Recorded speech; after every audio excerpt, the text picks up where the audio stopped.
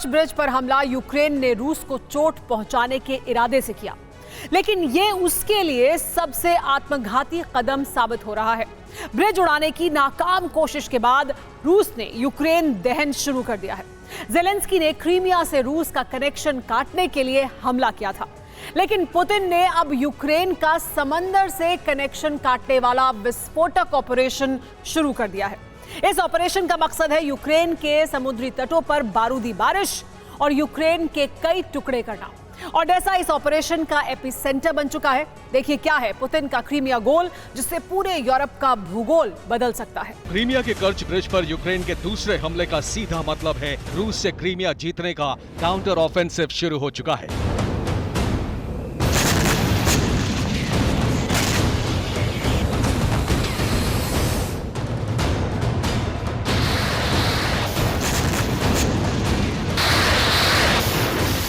सत्रह जुलाई को यूक्रेन ने रूस के क्रीमिया ब्रिज पर आघात किया। उसके बाद क्रीमिया के अलग अलग क्षेत्रों पर बारूदी बारिश शुरू कर दी।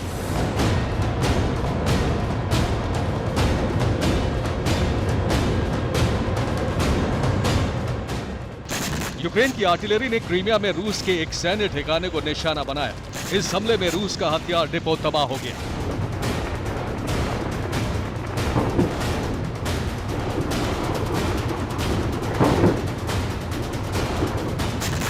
क्रीमिया के रूसी वेयरहाउस पर यूक्रेन ने एक के बाद एक हमले किए। इससे रूस को कई मोर्चों पर बड़ा नुकसान उठाना पड़ा है।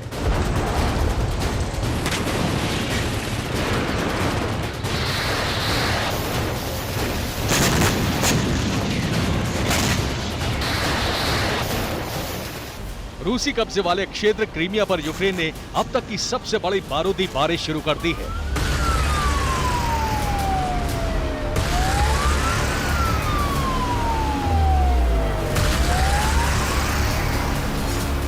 क्रीमिया पर यूक्रेन के लगातार हमलों के बाद रूस ने यूक्रेन पर सबसे बड़े प्रतिघात शुरू कर दिए। क्रीमिया बचाने के लिए रूस ने यूक्रेन के खिलाफ एक बड़ी रणनीति तैयार की है, जिसको अंजाम दिया जा रहा है ओडेसा से। कर्च ब्रिज पर हमले के बाद से ही रूस ने यूक्रेन के खिलाफ ऑपरेशन ओडेसा विनाश शुरू कर दिया और दूसरे दिन तबाही का मंजर पहले से ज्यादा भयावह हो गया।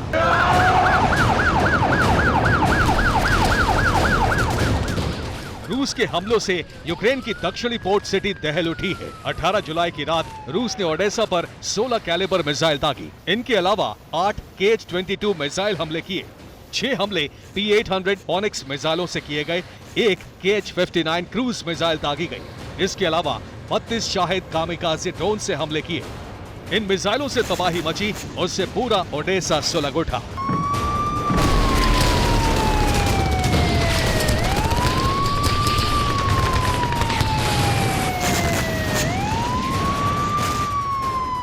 रूस की मिसाइल और ड्रोन वर्षा से ओडेसा की धरती कांप उठी। रूस ने ओडेसा के पोर्ट को टारगेट करके हमले किए। पोर्ट के इंफ्रास्ट्रक्चर का बड़ा हिस्सा तबाह कर दिया।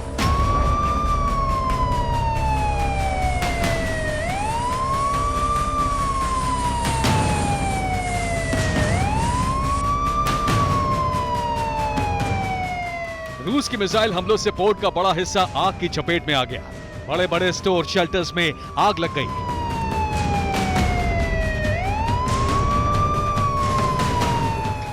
ये रूस की मिसाइल और ड्रोन की बारूदी बारिश से मची तबाही है। रूसी मिसाइलों के हमले से ओडेसा पोर्ट पर जगह जगह आग लग गई। रूसी मिसाइलों के टुकड़ों की चपेट में कई रिहायशी इलाके भी आ गए।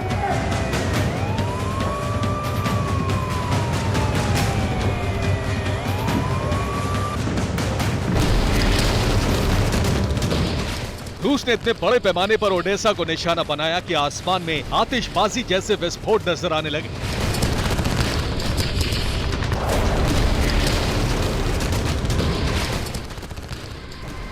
दरअसल रूस की एक मिसाइल का टारगेट बना यूक्रेन का हथियार डिपो और इस धमाके के बाद यूक्रेन के बारूद में विस्फोट होने लगे। रूस के हमले से यूक्रेन पोर्ट का बड़ा हिस्सा और कई हथियार गोदाम तबाह हो गए। कई अपार्टमेंट कॉम्प्लेक्स को भी रूसी हमलों से बड़ा नुकसान हुआ।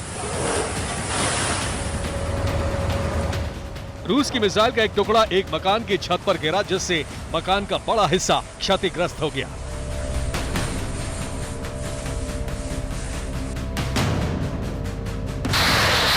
ओडेसा पर रूस ने सबसे पहले इतना बड़ा हमला नहीं किया था, लेकिन 2 दिन लगातार हमलों के बाद पूरा ओडेसा तबाह नजर आ रहा है।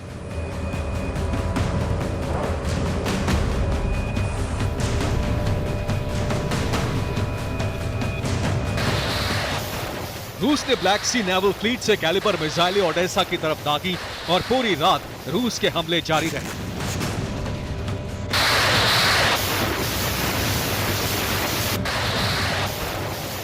यूक्रेन ने दावा किया है कि उसके एयर डिफेंस सिस्टम ने रूस की 13 कैलिबर मिसाइल और 23 ड्रोन के हमलों को नाकाम कर दिया।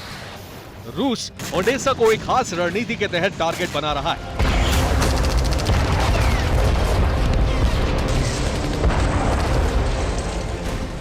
रूस का प्लान है यूक्रेन की सामरिक घेरेबंदी। यूक्रेन के 4 क्षेत्र खेरसोन, ज़पोरिजिया, डोनेस्क, लुहांस्क अब रूस के हैं। लुहांस्क से सटा क्षेत्र है खार्किव, जो रूस के बॉर्डर से सटा है। यहाँ रूस अपना कब्जा चाहता है और यूक्रेन का ब्लैक सी से कनेक्शन जोड़ने वाला क्षेत्र है ओडेसा, जो अब रूस का सबसे अहम टारगेट है।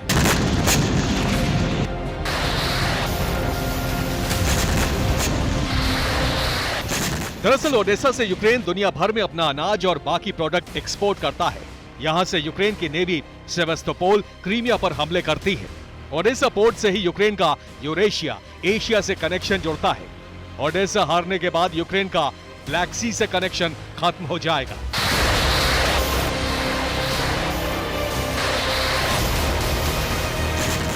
यानी ओडेसा हारने के बाद यूक्रेन के पास कोई बंदरगाह नहीं बचेगा, वो लैंडलॉक्ड नेशन बनकर रह जाएगा। पुतिन के इस प्लान के पीछे मकसद है नेटो यूक्रेन की सेनाओं और रूस के बीच एक डिफेंस लाइन तैयार करना।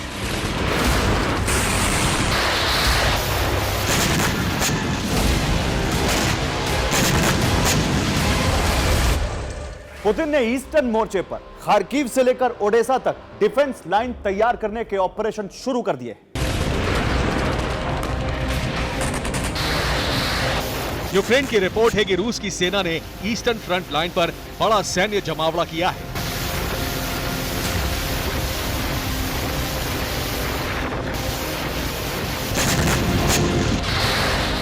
खार्किव और लुहांस्क के बीच रूस ने 1 लाख सैनिक तैनात किए हैं।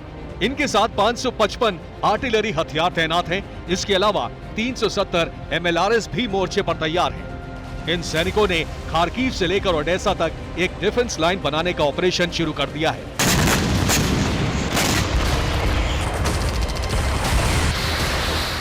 मतलब साफ है कि ओडेसा से भी बड़ा विध्वंस अब शुरू होने वाला है।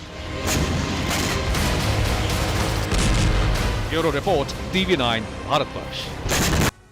आगे बढ़ने से पहले इस वक्त की बड़ी खबर जो आ रही है युद्ध के मैदान से, वो वैगनर ग्रुप से जुड़ी हुई है। बगावत के बाद पहली बार वैगनर चीफ प्रिगोजिन का बयान सामने आया है। यूक्रेन में अब नहीं लड़ेगी वैगनर की फौज, कहा है प्रिगोजिन ने। यूक्रेन जंग का हिस्सा नहीं बनेंगे वैगनर, प्रिगोजिन का बड़ा बयान। प्रिगोजिन ने वैगनर के अगले कदम का ऐलान नहीं किया है, लेकिन यह साफ किया है कि यूक्रेन में वैगनर नहीं लड़ेंगे। 17 जुलाई को क्रीमिया के कर्च ब्रिज पर ड्रोन अटैक हुआ और इसके ठीक 48 घंटे के बाद यानी आज क्रीमिया के दक्षिण पूर्वी रीजन में मौजूद एक कस्बे को निशाना बनाया गया, जहां रूस ने हथियार डिपो बना रखा था, विध्वंसक हथियारों की खेप को जुटा रखा था। इतना ही नहीं, क्रीमिया के इस इलाके में रूसी सेना का मिलिट्री बेस भी था। लेकिन हैरान करने वाली बात यह है कि जैसे यूक्रेन ने क्रीमिया पर हमला किया, जोरदार ब्लास्ट के साथ आसमान में मशरूम क्लाउड उठता दिखाई दिया। मगर क्यों? क्या पुतिन के वेपन डिपो में विनाशकों की खेप भी थी? क्या रूस ने क्रीमिया में एटम बम को छिपा कर रखा था? देखिए इस रिपोर्ट में।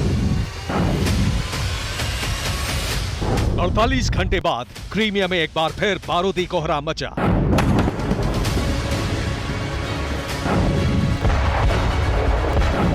48 घंटे बाद क्रीमिया का एक इलाका विस्फोट धमाके से दहला।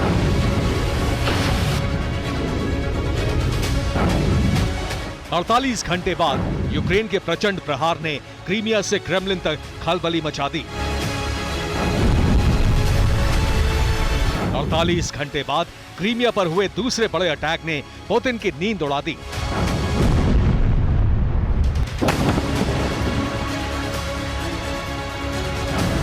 48 घंटे पहले यानी 17 जुलाई को जब क्रीमिया रूस को जोड़ने वाले कर्च ब्रिज पर हमला हुआ, उसके बाद ये आशंका जताई जाने लगी कि अब प्रेसिडेंट पुतिन यूक्रेन से इंतकाम लेंगे।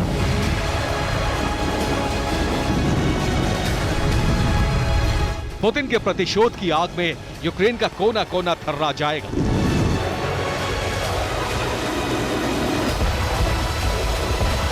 लेकिन किससे पता था कि रूस से पहले ही यूक्रेन की सेना क्रीमिया पर दूसरा बड़ा अटैक करके सनसनी मचा देगी, प्रेसिडेंट पुतिन का माथा ठनका देगी।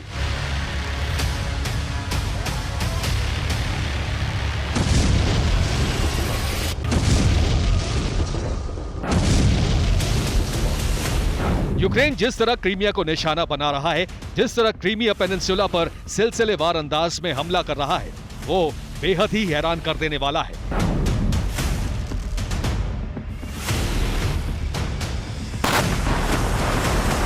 क्योंकि कर्च ब्रिज हमले के बाद यूक्रेन ने क्रीमिया पेनिनसुला के स्टारी क्रिम इलाके में हमला किया।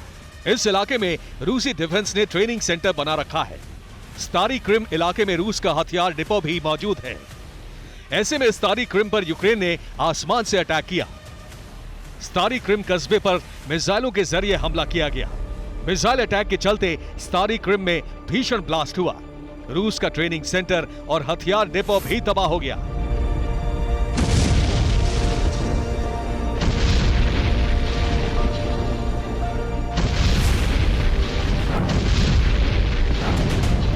हमले के फौरन बाद पूरा इलाका भीषण आग की चपेट में आ गया। आग की वजह से स्टारी क्रिम के करीब 2000 से ज्यादा लोगों को विस्थापित किया गया। हमला कितना भयावह था, इसका अंदाजा स्टारी क्रिम इलाके में उठे मशरूम क्लाउड से लगा सकते हैं।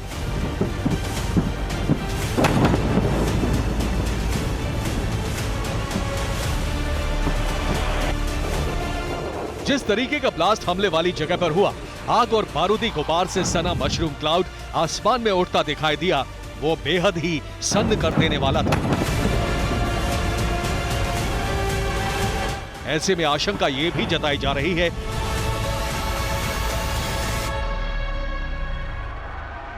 कि क्या क्रीमिया पर विनाशक हथियारों से अटैक हुआ? क्या यूक्रेन ने रूस के एटमी जखीरे को निशाना बनाया? पुतिन के हथियार डिपो में डर्टी बम की खेप मौजूद थी। ये कयास यूं ही नहीं लगाए जा रहे हैं, क्योंकि यूक्रेन अक्सर रूस पर यह आरोप लगाता रहा है कि क्रीमिया को पुतिन ने अपना सीक्रेट एटमी सेंटर बना रखा है।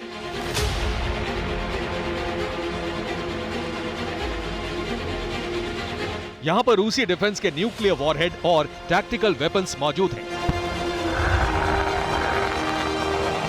और जिस तरह से क्रीमिया के स्टारी क्रिम में ब्लास्ट हुआ है, जिस तरह से धमाके के साथ मशरूम क्लाउड उठा है, वो सस्पेंस खड़े कर रहा है। लेकिन बड़ा सवाल यह है कि यूक्रेन ने क्रीमिया के भीतर घुसकर कैसे स्टारी क्रिम इलाके को निशाना बनाया।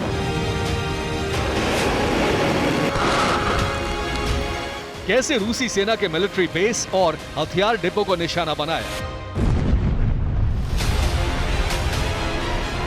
क्योंकि ये इलाके यूक्रेन क्रीमिया बॉर्डर लाइन से काफी दूर हैं। आखिर कैसे, ये जानने के लिए आप इस एनिमेशन को देखिए।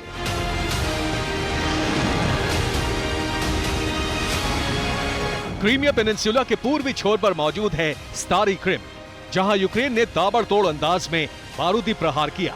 ये इलाका क्रीमिया रूस को जोड़ने वाले कर्च ब्रिज से करीब 130 किलोमीटर की दूरी पर है। तो वहीं यूक्रेन क्रीमिया के बीच मौजूद बॉर्डर लाइन से स्टारी क्रिम कस्बे की दूरी करीब 100 किलोमीटर है। ये इलाका ब्लैक सी से भी सटा हुआ है। और सबसे अहम बात कि साल 2014 में कब्जे के साथ ही रूस ने स्टारी क्रिम में हथियारों का गोदाम भी बना रखा था। इसके अलावा क्रीमिया के इस कस्बे में रशियन ब्रिगेड का मिलिट्री बेस भी मौजूद था।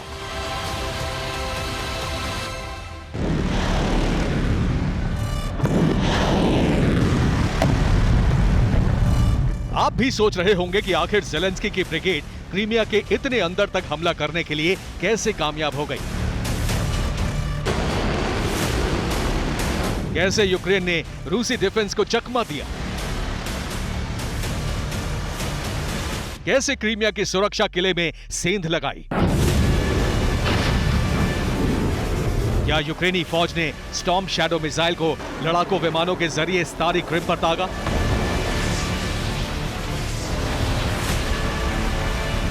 या फिर किसी शॉर्ट रेंज मिसाइल से रूस के सैन्य अड्डे और वेपन डिपो को उड़ाया?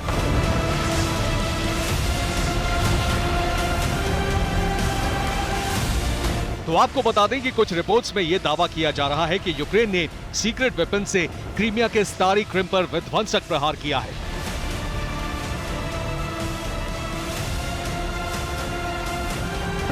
और जानते हैं वो ब्रह्मास्त्र कौन सा है? HRIM-2 missile.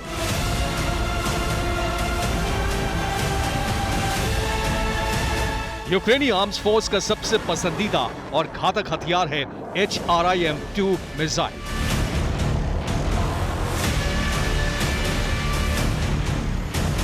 जो एक ऑपरेशनल टैक्टिकल मिसाइल सिस्टम है। इसका इस्तेमाल यूक्रेन की थल सेना करती है, क्योंकि HRIM-2 short range ballistic missile है। इसकी मारक क्षमता 50 से 500 किलोमीटर तक है। यह मिसाइल 500 किलो तक वजनी होती है।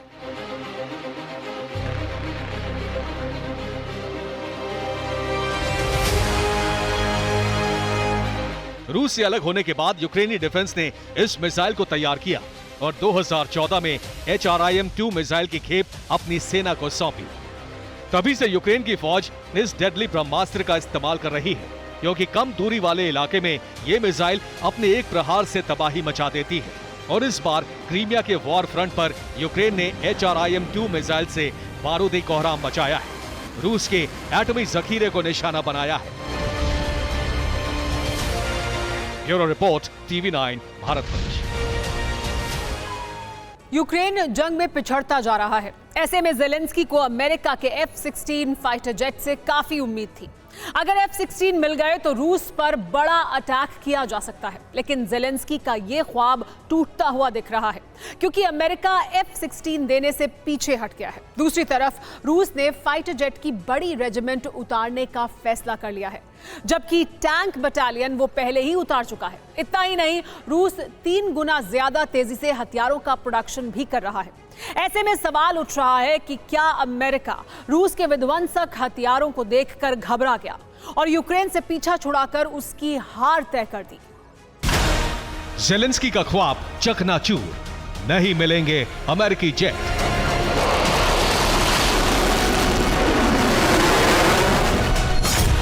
यूक्रेन के साथ धोखा, रूस के पास जंग जीतने का मौका।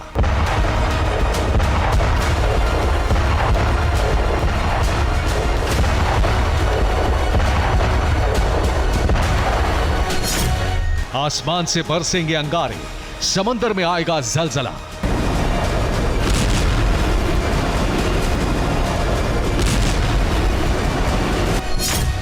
इसके पीछे 2 वजह हैं। पहली वजह, यूक्रेन के हथियार खत्म हो रहे हैं। दूसरी वजह, रूस हथियारों का प्रोडक्शन बढ़ा रहा है।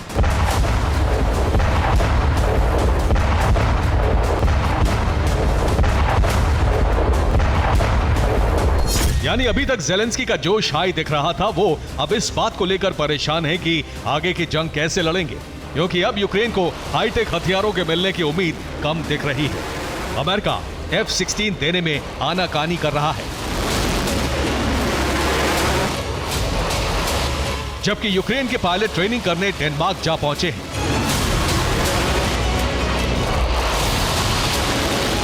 अब ये धोखा नहीं तो क्या है जिससे अमेरिका ने यूक्रेन को जंग के लिए उकसाया? अब वही अमेरिका F-16 फाइटर जेट देने से मुकरता दिख रहा है।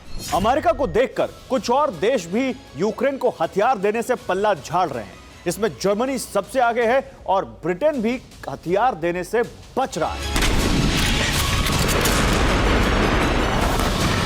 दरअसल अमेरिका इस बात को समझ चुका है कि अगर उसने F-16 यूक्रेन को दिए तो यूक्रेन जंग फिर भी जीत नहीं पाएगा, उल्टा जंग लंबी खींचेगी। US joint chief of staff के चेयरमैन मार्क मिले ने साफ कह दिया है, यूक्रेन की सेना को मजबूत होने में अभी सालों लग जाएंगे, जिसमें अरबों डॉलर खर्च हो जाएंगे।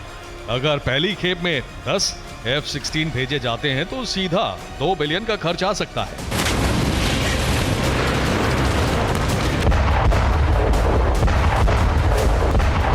जबकि ऐसा नहीं है कि रूस मुकाबले में अपने फाइटर जेट नहीं उतारेगा।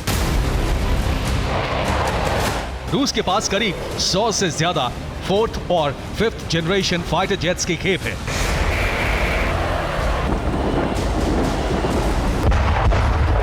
इतना ही नहीं, लगातार 5th जनरेशन जेट बना भी रहा है।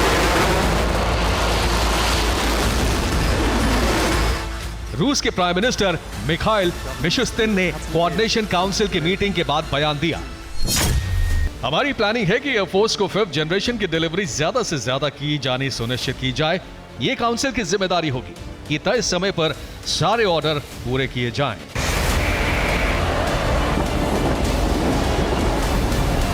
यानी रूस ने काफी पहले ही इसकी तैयारी शुरू कर दी थी, क्योंकि पुतिन को अंदाजा हो गया था कि समंदर और जमीनी जंग के बाद एक वक्त ऐसा आएगा जब यूक्रेन की मदद को अमेरिका F-16 फाइटर जेट देगा।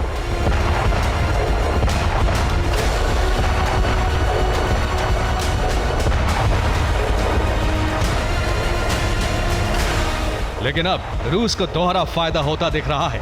एक तरफ अमेरिका यूक्रेन को F-16 देने से पीछे हट रहा है, दूसरी तरफ रूस ने फाइटर जेट की अच्छी खासी खेप तैयार कर ली है, जिसके जंग में उतरने के बाद यूक्रेन का काम तमाम होना तय है। पिछले महीने Su-35 के नए बैच को तैयार होने की जानकारी रक्षा मंत्रालय को दी गई थी। अब जल्द ही इसे एयरफोर्स को सौंप दिया जाएगा। इसके अलावा एयरक्राफ्ट का प्रोडक्शन भी 3 गुना बढ़ा दिया गया है और T-90 और T-72 टैंकों को लगातार तैयार किया जा रहा है। रूस के वेपन फैक्ट्री से टैंक प्रोडक्शन के विजुअल भी सामने आए हैं। खुद क्रेमलिन प्रोडक्शन पर नजर बनाए हुए हैं। खासतौर से T-72 और T-90 टैंक का प्रोडक्शन पहले के मुकाबले 3 गुना हो गया है।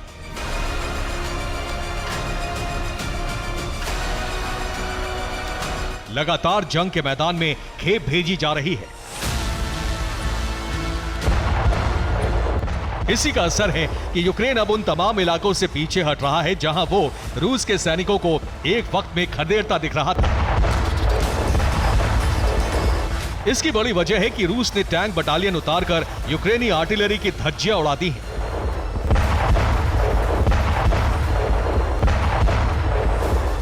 यहां तक कि जर्मनी के लेपर्ड और ब्रिटेन का चैलेंजर टैंक भी बेबस नजर आ रहे हैं, क्योंकि एक बार खराब होने के बाद इनके रिपेयर का इंतजाम नहीं है। ऐसे में यूक्रेनी सैनिक खराब टैंकों को छोड़कर भाग जाते हैं, जिन्हें रूस या तो तहस नहस कर देता है या फिर पायरेसी के लिए अपनी वेपन लैब में इनके महंगे पुर्जे ले जाता है। बात यूक्रेन तक ही खत्म नहीं होती। रूस आगे की तैयारी कर रहा है। रूस ब्लैक सी और बाल्टिक में अपनी बादशाहत कायम करना चाहता है। इसके लिए हथियारों के प्रोडक्शन में जबरदस्त तेजी लाकर आगे की जंग की तैयारी में जुट चुका है। ऐसे में रूस का Su-57 बड़ा गेम चेंजर साबित होगा, जिसका प्रोटोटाइप रूस ने दिखाकर पेंटागन की नींद उड़ा दी है। Su-57 को दुनिया का सबसे खतरनाक फाइटर जेट कहा जा रहा है।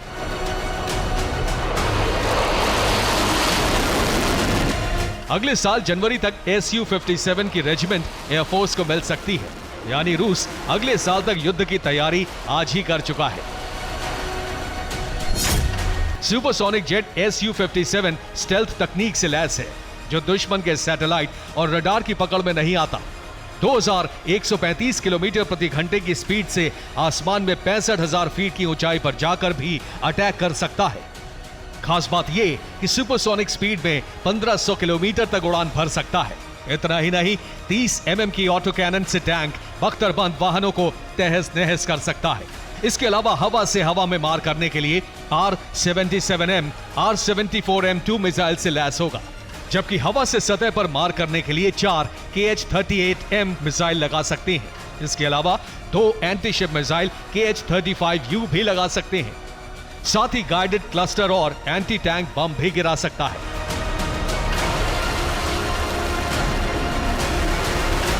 जंग लंबी चलेगी। ऐसे में अगले 5-6 महीने में Su-57 तबाही मचाने आ जाएगा, जबकि अभी Su-35 और MiG-29 पहले ही तबाही मचा रहे हैं। यानी अमेरिका को इस बात का अंदाजा हो चला है कि F-16 को यूक्रेन को देकर भी जंग नहीं जीती जा सकती। यही वजह है कि अमेरिका F-16 देने से पीछे हट रहा है और यूक्रेन को उसके हाल पर छोड़ उससे पीछा छुड़ाने की कोशिश में है। इसका इशारा लिथुआनिया की उस मीटिंग में भी मिल गया था, जब ज़ेलेंस्की नेटो देशों के आकाओं के बीच एकदम अकेले और अलग थलग दिख रहे थे। Bureau report, TV9 Bharatvarsh. Belarus से प्रिगोजिन ने बड़ा ऐलान किया। इस वक्त ये बड़ी खबर, बेलारूसी फौज को ताकतवर बनाएंगे वैगनर, ये कहा है। दुनिया की दूसरी शक्तिशाली सेना बनेगा बेलारूस। वैगनर दे रहा है बेलारूस फौज को ट्रेनिंग भी। हथियार मौजूद हो लेकिन उन्हें चलाने के लिए बारूद ना हो तो सोचिए जंग कैसे लड़ी जा सकती है। यूक्रेन में भी कुछ ऐसा ही हो रहा है। यूक्रेन के पास पश्चिमी देशों से मिले एक से बढ़कर एक आधुनिक हथियार हैं, लेकिन यूक्रेन का गोला बारूद खत्म होता जा रहा है। सवाल यह है कि गोला बारूद ना रहने पर यूक्रेन जंग कैसे लड़ेगा। कहा जा रहा है कि नेटो में कुर्सी की लड़ाई की वजह से यूक्रेन के सामने ये मुश्किल खड़ी हो गई है। तो क्या यूक्रेन को बारूद सप्लाई बंद हो जाएगा? जंग में सबसे ज्यादा फायदा रूस उठा रहा है। पुतिन की पलटन विध्वंसक हमलों से यूक्रेन के शहरों का विनाश करती जा रही है।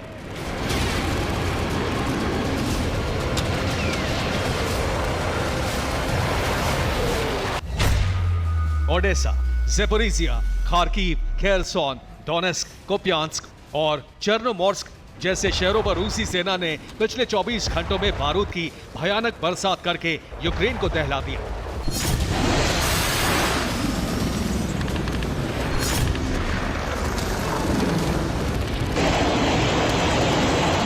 पिछले 24 घंटों में रूस ने ओडेसा में सुपरसोनिक मिसाइलों से हमला करके यूक्रेन का वेपन डिपो तबाह कर डाला।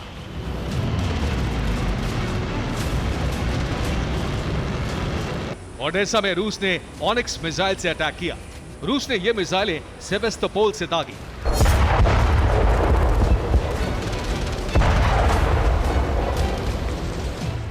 रूस ने ज़ेपोरिजिया में भी मिसाइल और ड्रोन अटैक किया, जिसमें यूक्रेनी डिफेंस बेस तबाह हो गया।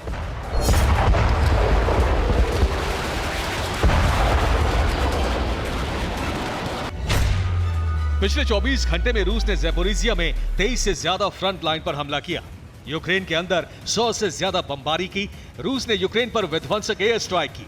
यूक्रेन पर कैलिबर और शाहिद ड्रोन से भी अटैक किए गए। यूक्रेन की राजधानी कीव पर भी कामिकाज़ी ड्रोन से विध्वंसक हमले किए।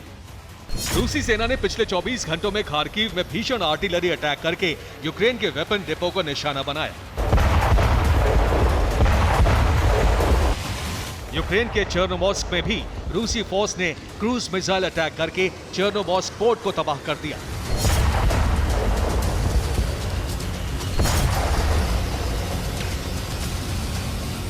नेप्रोपेट्रोवस्क में भी ड्रोन और आर्टिलरी अटैक करके पुतिन की ब्रिगेड ने यूक्रेनी बेस को बर्बाद कर दिया।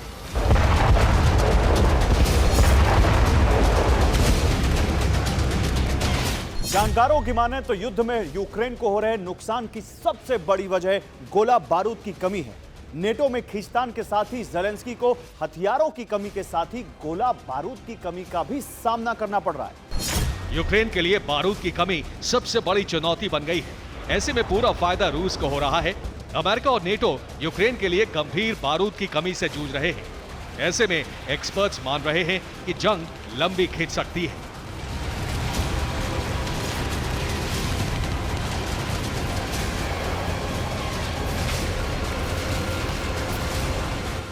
अमेरिकी सेना के टॉप अधिकारी भी इस बात को मान चुके हैं कि रूस के खिलाफ यूक्रेन को अभी लंबी लड़ाई लड़नी पड़ सकती है।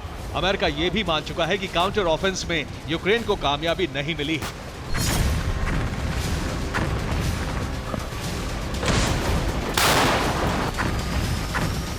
मीडिया रिपोर्ट्स में दावा किया गया है कि यूक्रेन के लिए गोला बारूद की कमी न सिर्फ यूक्रेन के लिए घातक साबित हो रही है, बल्कि ये नेटो की साख पर भी बड़ा सवाल है। नेटो ने इतने लंबे समय तक चलने वाले युद्ध की उम्मीद नहीं की। नेटो देशों ने यूक्रेन को अत्याधुनिक हथियार मुहैया कराकर ज़ेलेंस्की की लगातार मदद की, लेकिन अब नेटो के सामने भी गोला बारूद की कमी बड़ा संकट बन गई है। यूक्रेन के पास हथियार तो मौजूद हैं, लेकिन पर्याप्त गोला बारूद नहीं है। रिपोर्ट्स के मुताबिक नेटो देश भी लंबे वक्त तक यूक्रेन की मदद नहीं कर पाएंगे।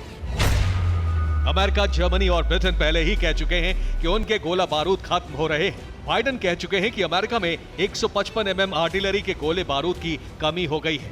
बाइडेन के मुताबिक यूक्रेन युद्ध की वजह से ही अमेरिका में गोला बारूद की कमी हुई है। इससे पहले नेटो चीफ भी कह चुके हैं कि रूस जिस रफ्तार से हथियार बना रहा है, उतने हथियार नेटो के 30 देश भी मिलकर नहीं बना सकते। नेटो देश इस बात पर भी मंथन कर रहे हैं कि यूक्रेन को दी जाने वाली सैन्य मदद जारी रखी जाए या बंद कर दी जाए, क्योंकि नेटो देशों का भी गोला बारूद तेजी से खत्म हो रहा है। ऐसे में नेटो की तरफ से दी जाने वाली यूक्रेन को बारूदी मदद कभी भी बंद की जा सकती है। मीडिया रिपोर्ट्स के मुताबिक अमेरिका यूक्रेन को या तो बेहद पुराने हथियार दे रहा है या वो हथियार जो अमेरिका के पास भारी मात्रा में पड़े हुए हैं। लेकिन अभी तक यूक्रेन की जंग में ये गोला बारूद रूस के खिलाफ नाकाम साबित हुए हैं।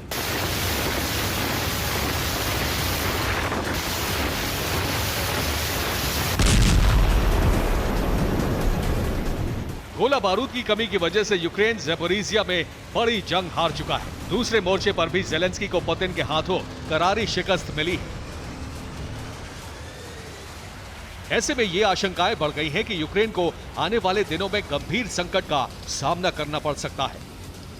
Bureau report, TV9 Bharatvarsh.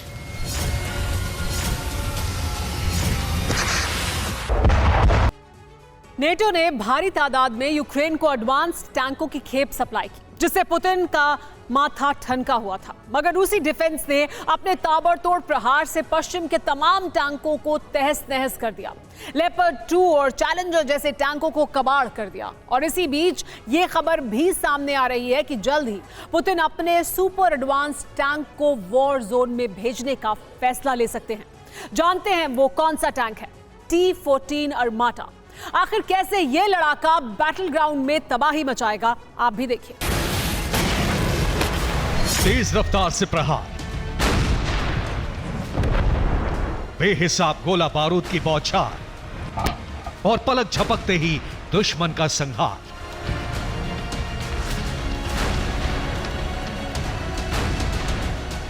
यही फाइटिंग स्किल और अटैकिंग मोड T-14 अरमाटा को बैटल ग्राउंड का सबसे घातक शिकारी बनाता है।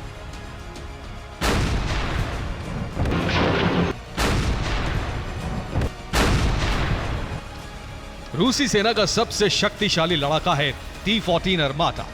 ऐसा माना जाता है कि अगर रूसी डिफेंस का ये योद्धा वॉर जोन में उतरा तो दुश्मन का नामो निशान मिटना तय है। और जानते हैं, बारूदी तूफान लाने वाले इस विध्वंसक की एंट्री जल्द ही वॉर जोन में हो सकती है। जल्द ही रूस के T-90 और T-72 टैंकों के साथ T-14 अरमाटा बैटलफील्ड में मोर्चा संभाल सकता है।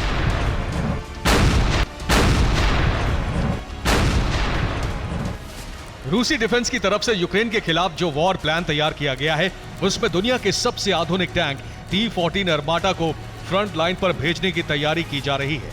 आखिर क्यों, ये आपको बताएंगे, लेकिन उससे पहले अब तक के सबसे ताकतवर, सबसे जबरदस्त और सबसे विनाशकारी टैंक की ताकत के बारे में जान लीजिए। मसलन T-14 अरमाटा रूसी सेना का मुख्य युद्धक टैंक है। ये 80 किलोमीटर प्रति घंटे की रफ्तार से चल सकता है। इस विध्वंसक का कुल वजन करीब 55 टन है। रूस का T-14 अरमाटा नेक्स्ट जनरेशन टैंक है। इसमें 125 mm की स्मूथ बोर कैनन लगी होती है। ये कैनन 10 से 12 राउंड गोले हर मिनट दागती है। इस टैंक में 12.7 mm की मशीन गन भी लगी होती है। T-14 एंटी एयरक्राफ्ट मिसाइल से भी लैस होता है, जिसके चलते ड्रोन और हेलीकॉप्टर पर भी अटैक संभव है। साल 2015 में पहली बार रूस ने विक्ट्री डे परेड में T-14 अरमाटा की झलक दिखाई थी। तब से लेकर अब तक रूसी डिफेंस इसे और ज्यादा डेडली बनाने में जुटा था। और इसी कड़ी में बड़ी कामयाबी रूस को साल 2021 में मिली, जब T-14 अरमाटा को बिना क्रू मेंबर्स के टेस्ट किया गया और इस जंगबाज को रिमोट कंट्रोल से ऑपरेट किया गया। यकीन मानिए, इस टैंक ने किसी अनमैन ड्रोन की तरह वॉर ड्रिल में बम, गोला बारूद और मिसाइलों की बौछार की थी। हर पिन पॉइंट टारगेट को नेस्तनाबूद कर दिया था।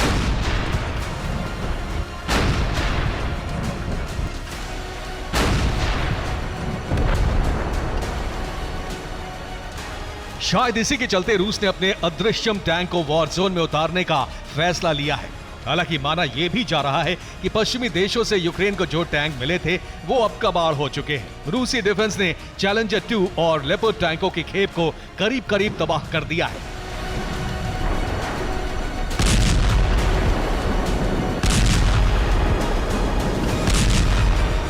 ऐसे में अब पुतिन अर्माटा को बैटल ग्राउंड में उतारकर यूक्रेनी सेना को जबरदस्त चोट देने की प्लानिंग में है।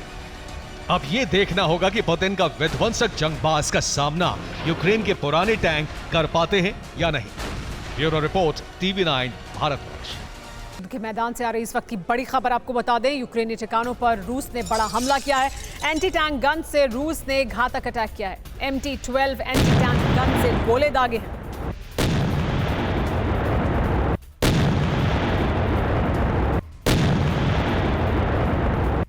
काले सागर में बादशाहत कायम करने के लिए रूस ने एक चक्रव्यूह रच दिया है, जिसमें न सिर्फ यूक्रेन और नेटो के शिप फंस जाएंगे, बल्कि ट्रांसपोर्ट शिप भी तबाह हो जाएंगे। और इस सब का इल्जाम यूक्रेन पर आएगा, क्योंकि रूस यूक्रेन की लगाई माइंस का इस्तेमाल उसी के खिलाफ करने जा रहा है।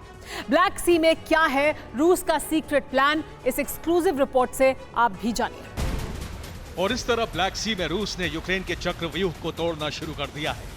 यूक्रेन ने ब्लैक सी में माइन से घेराबंदी की हुई है, लेकिन अब रूस एक एक माइंस को तबाह कर रहा है। KA-27 हेलीकॉप्टर से माइंस को उड़ाने का वीडियो खुद रूस के रक्षा मंत्रालय ने जारी किया है।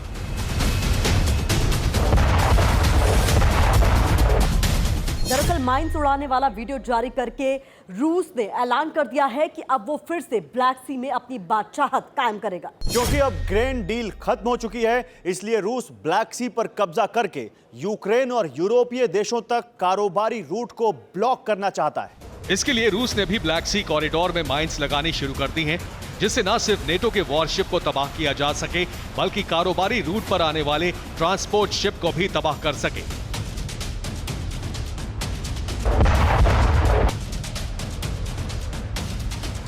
खास बात यह है कि रूस गुपचुप तरीके से माइंस लगा रहा है, जिससे ट्रांसपोर्ट शिप को उड़ाने का इल्जाम ज़ेलेंस्की के सिर आ जाए।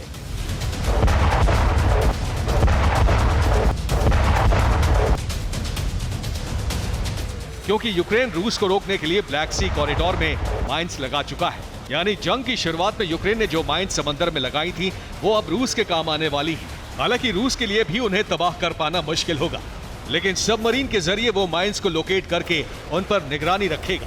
साथ ही कुछ और माइंस भी लगाएगा, जिससे वहां से गुजरने वाले शिप तबाह हो सके।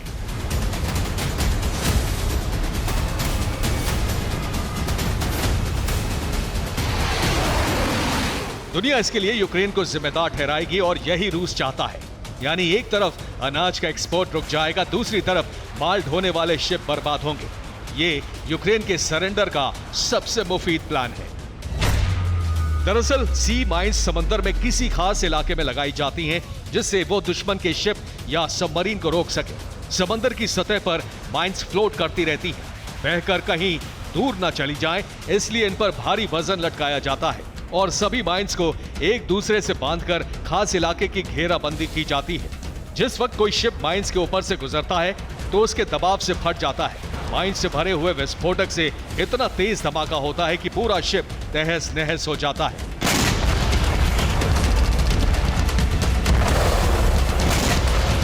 खासतौर से भारी शिप को ज्यादा नुकसान पहुंचता है। वैसे भी ट्रांसपोर्ट शिप काफी वजनी होते हैं और सामान लदा होने से वो ज्यादा दबाव बनाते हैं, इसलिए बारूदी माइंस की चपेट में जल्दी आ जाते हैं। रूस एक तरफ माइंस बिछा रहा है, दूसरी तरफ अपने वॉरशिप लगाकर काले सागर की घेराबंदी कर रहा है। इतना ही नहीं, सेवास्तोपोल बेस पर हेलीकॉप्टर और फाइटर जेट्स भी अलर्ट मोड में हैं। अगर रूस को काले सागर में नेटो ने चैलेंज करने की कोशिश की तो बारूदी बवंडर आना तय है। Bureau report, TV9 Bharatvarsh.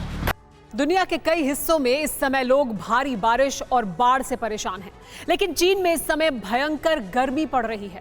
आलम यह है कि जुलाई के महीने में चीन में गर्मी से अभी रिकॉर्ड तोड़ दिया है। चीन में पारा 52 डिग्री के रिकॉर्ड लेवल के पार पहुंच गया है। न सिर्फ चीन बल्कि अमेरिका में भी बढ़ते तापमान ने कोहराम मचाया हुआ है। चीन और अमेरिका के अलावा दुनिया के कई और देशों में भी इस समय भीषण गर्मी पड़ रही है। चीन में पारा 50 के पार, ड्रैगन हुआ लाचार।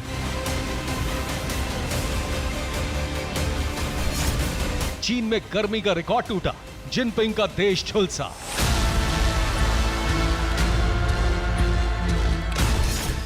दुनिया में पारा हाई, कुदरत का भेजा फ्राई। दुनिया भर में कहीं लोग बाढ़, बारिश और सैलाब से परेशान हैं, तो दूसरी तरफ कुछ देशों में आसमान आग उगल रहा है। गर्मी के इस गदर ने दुनिया के कुछ हिस्सों में भीषण कहर ढा रखा है। चीन में भीषण गर्मी की वजह से कई सालों का रिकॉर्ड टूट गया। चीन के उत्तर पश्चिमी राज्यों में तापमान 52.2 डिग्री सेल्सियस से ऊपर पहुंच गया। यह चीन में जुलाई में अब तक का सबसे ज्यादा दर्ज किया गया टेम्परेचर है।